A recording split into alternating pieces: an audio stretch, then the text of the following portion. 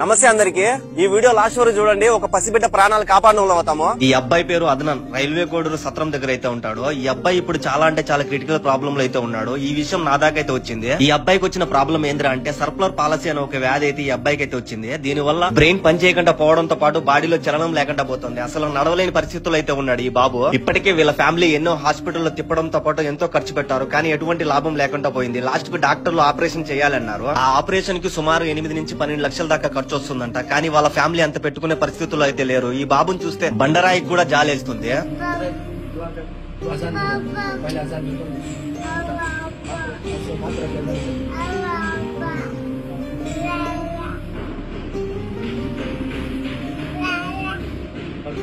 చూశారు కదా, మీలో ఎవరైనా హెల్ప్ చేయాలనుకుంటే వాళ్ళ phone pay number, bank details ఇస్తాను.